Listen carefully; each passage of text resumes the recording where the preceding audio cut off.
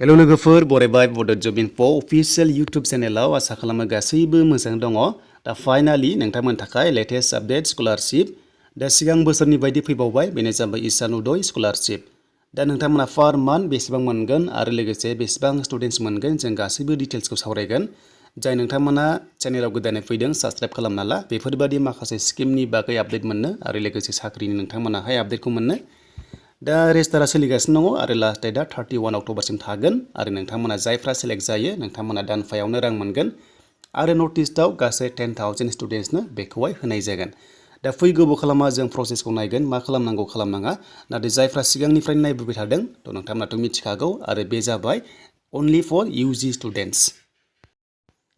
दायो जों फैबाय अफिशियेल साइटआव एनएसपिआव एबा scholarships.gov.in बेयाव फैनानै जोङो मोनदों एकाडेमिक इयारा 2022 एन्ड 23 स' बेयाव फैनाय लोगो लोगो जोङो माखासे बेबायदि मोनगोन इन्टारफेस बेनिफ्राय जोङो नायनांगोन माखासे डिटेल्स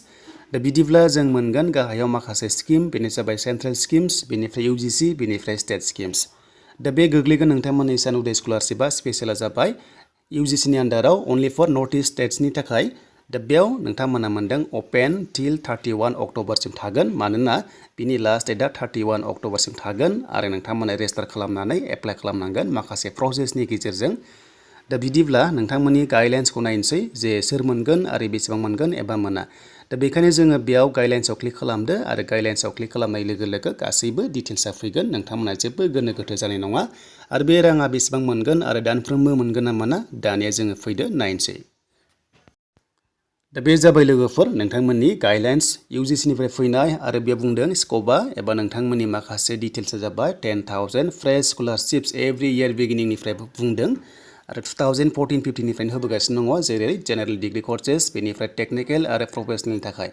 दा बे कलेज लेभेलाव फैग्रा जेनेरेल नङा बे जाबाय मोनसे स्पेशेलसो 10,000 स्टुडेन्ट्सनोल' बेयाव सेलेक्ट खालामनाय जायो नर्थ इस्टआव अके आरो गोबां स्टेट्स दङ दा नोंथांमोननि आर्निंआ जाबाय एनुवेल इनकामा बे जाबाय नोंथांमोननि पेरेन्ट्सना बे जाबाय 4.5 नोंथांमोननि लाख नोंथांमोना बेसेबां जानांगोन बिनि बाराबा स' नोंथांमोना मोननाय नङा दा बेनिफ्राय बोरै मोनगोन मोना जों बेखौ नायनोसो फैदो आरो जायफ्रा नोंथांमोना एचएस पास जाबाय गोदान एडमिसन लादों अब्ला नोंथांमोना बेयाव मोननो हागोन अके जायफ्रा एचएस पास जाबाय दाखालि दायो सेमिस्टार लादों स' नोंथांमोना बे ईशान उदय स्कलारशिपआवहाय मोननो हागोन थ' बिनिफ्राय बेसेबां रां मोनगोन दानिया जोङो नायनोसो फैदो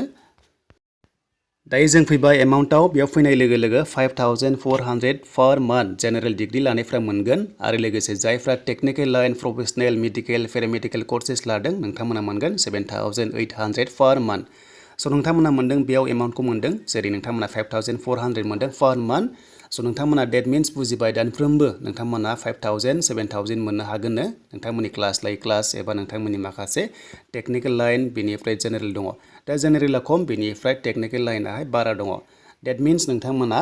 दानफ्रोमबो पार मान्थ मोनगोन बे जाबाय इउजिसिनि गाइडलाइन्स ईशान उदय स्कलारशिप जायफ्रा मोनदों कमेन्ट्स खालामनो हागोन नाथाय बेयाव सेलेक्ट जानांगौआ एसे कम्पिटिसन जायो मानोना नर्थ इस्टनि थाखाय फैनाय स्पेशेल दा बेखायनो पार्सेन्टआ मोजां जानांगोन पार्सेन्टआ फिक्स थाया बाट नोंथांमोना पार्सेन्टआ मोजांब्ला जायफ्रा सेलेक्ट जायो स' नोंथांमोना मोननो हागोन बेनो जाबाय नोंथांमोननि राङारि अनसुंथाइ गासै 10,000 स्टुडेन्ट्सखौ बेयाव सेलेक्ट खालामगोन